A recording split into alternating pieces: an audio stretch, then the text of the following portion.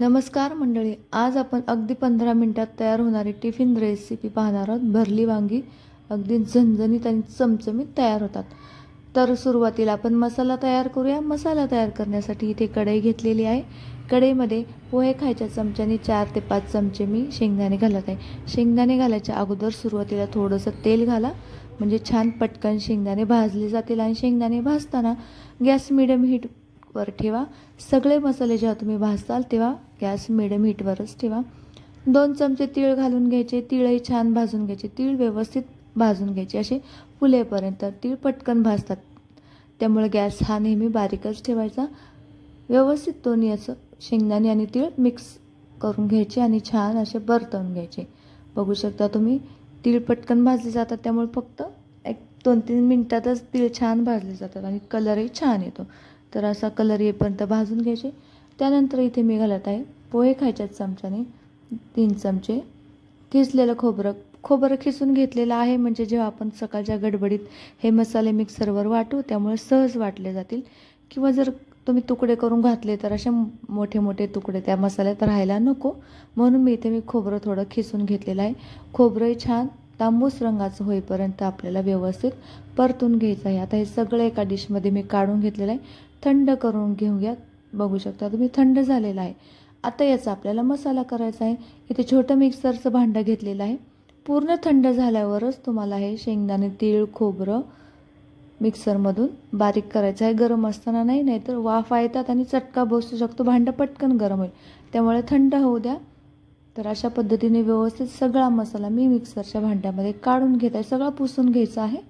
जे ताटाला तीळ वगैरे लागले ते सुद्धा पुसून घ्यायचं, अजिबात वाया काही घालवायचं नाही। आता याच्यामध्ये आपल्याला घालायचं आहे 7 ते 8 लसूण पाकळ्या। लसूण व्यवस्थित सोलून घ्यायचा आणि तो घालायचा। एक अर्धा इंच आल्याचा तुकडा, अर्धा चमचा लाल तिखट थोडंसं तिखट असल्यामुळे मी इथे अर्धा चमचा घालत आहे। आणि मसाला ठेवणीतला मसाला आपण वर्षभरासाठी जो करून ठेवतो तो मसाला आहे। चवीनुसार मीठ मी मिक्सरच्या भांड्यातच घालत आहे, म्हणजे एकजीव हा सगळा मसाला होईल।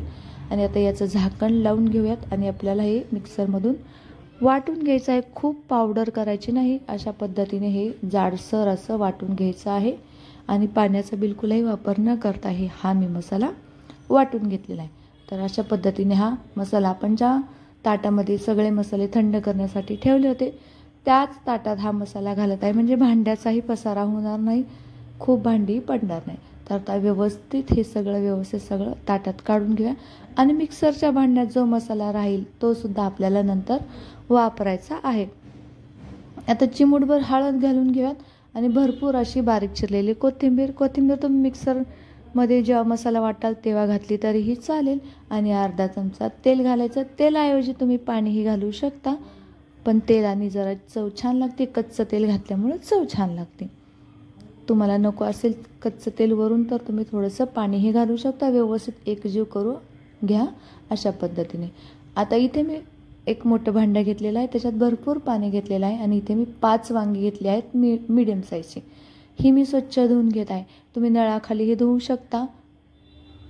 जर नळामध्ये तुमचं जे पाणी येतं ते कॉर्पोरेशनचं किंवा पिण्यासारखं असेल तर तुम्ही ते व्यवस्थित धुवून घ्या। आणि आता इथे मी वांग घेतलेलं आहे। छोटासा शेंडा कट करायचा आहे आणि मग व्यवस्थित हे मधून असं वांग कट करायचं। एक वांग कट केले की लगेच मसाला भरायचा। अशा पद्धतीने बघून घ्यायचं आतमध्ये किडकं वगैरे आहे की नाही। तर व्यवस्थित स्वच्छ पांढरं शुभ्र हे वांग आतमधून आहे, बघू शकता तुम्ही। हे पहा, मस्तच पांढरं शुभ्र आहे। वांग काळं लगेच पडायला सुरुवात होती, त्यामुळे सुरुवातीला वांगे कापून नाही ठेवायचे, मसाला भरायच्या वेळेस कट करून ठेवायचे। आता याच्यामध्ये हा मसाला भरपूर असा दाबून भरायचा, म्हणजे मसाला जेवढा दाबून तुम्ही भरताल, जेव्हा तुम्ही भाजी खाताल मस्त वांगे आणि मसाला छान चवीला लागतात। अशा पद्धतीने व्यवस्थित दाबून घ्यायचा, म्हणजे असा फिट्ट बसतो। बघू शकता व्यवस्थित घट्ट बसल्यासारखं झालं। आता हे सगळे वांगे मी भरून घेतलेले आहेत। टोटल 5 वांगे आहेत। आता भाजी करून घेऊया। भाजी करण्यासाठी कढईमध्ये 2 चमचे तेल घ्यायचं। बारीक चिरलेला कांदा घ्यायचा। कांदा परतवून घ्यायचा। कांदा सोनेरी रंगाचा होईपर्यंत परतवून घ्यायचा आहे। खूप जास्त काळपट करायचा नाही, अगदी थोडासा सोनेरी रंगाचा होईपर्यंत आपल्याला कांदा परतून घ्यायचा आहे। बघू शकता अशा पद्धतीने तुम्ही कांदा थोडा परतत आलेला आहे। आणि गॅस बारीकच ठेवायचा आहे। आणि याच्यामध्ये आता हे जे आपण मसाला भरलेली वांगी होती ती वांगी याच्यामध्ये घालून घ्यायची आहे सावकाश. टोटल 5 वांगी घेतली होती. मस्त 5 वांगी याच्यामध्ये भरून घ्या. आता तुम्ही किती जणांना वांगीची भाजी करताय त्याप्रमाणे तुम्ही ही वांगी घ्या आणि मसाला आहे त्याप्रमाणे कमी जास्त करू शकता. तर आता हे वांगी व्यवस्थित परत एकदा तेलात छान परतवून घेऊयात. मस्त चव लागते. अशा पद्धतीने तुम्ही नक्की वांग्याची भाजी करू शकता. जास्त वेळ नाही लागत. 10 ते 15 मिनिटात छान भाजी तयार होते. चला तर आता 5 मिनिटं काय करूया. आता ही जी वांगी आहेत ही एक मस्त एक वाफ काढून घेऊयात. थोडासा कलर बदलेपर्यंत आपण याला वाफ काढून घेऊयात. एक 5 ते 10 मिनिटं झालेले आहेत. बघू शकता तुम्ही मस्त कलर बदललेला आहे. अशा पद्धतीने आता व्यवस्थित एकदा परतून घ्या. आणि मसाला कढईला लागलेला नाही, कढईच्या तळाशी लागलेला नाही, कारण गॅस आपण मिडियमच ठेवला होता. त्यामुळे छान मऊसूत असे वांगे होईपर्यंत परतून घ्यायचे. खूप जास्त होणार नाही पण थोडेसे परतून घ्यायचे. आता राहिलेला मसाला हा आपण याच्यामध्ये घालून घेऊयात. मस्त असं परतवून घेऊयात अशा पद्धतीने. आणि जेव्हा तुम्ही हा मसाला घालता वांग्यामध्ये तेव्हा एका साईडला काय करायचं, भांड्यामध्ये पाणी घ्यायचं, थोडं कोमट करून ठेवायचं. आता व्यवस्थित परतवून घेऊयात. छान परतल्या गेलेल्या आहेत.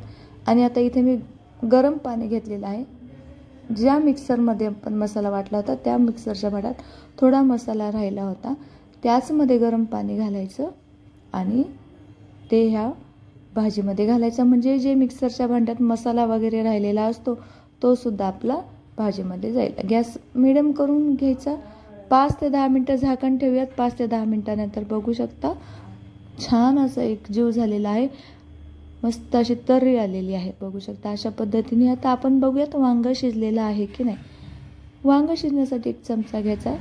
बघू शकता आता वांगं शिजलेलं नाही आहे. आता काय करायचं, परत 5 मिनिटं गॅस एकदम मिडियम ठेवायचा, झाकण ठेवायचं आणि एकदम मस्त दणदणून वाफ आणून घ्यायची. आणि मग 5 मिनिटात हे वांगं छान शिजतं. परत 5 मिनिटं ठेवायचं.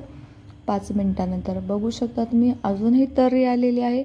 मस्त सुंदर असा सुवास सुटलेला आहे ह्या भाजीचा.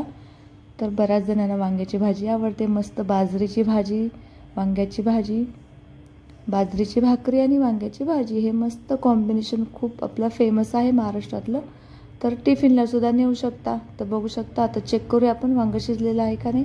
हे बघा चमच्याच्या साहाय्याने मी चेक केलेला आहे. व्हिडिओ आवडला असेल तर शेअर आणि सबस्क्राईब करायला विसरू नका.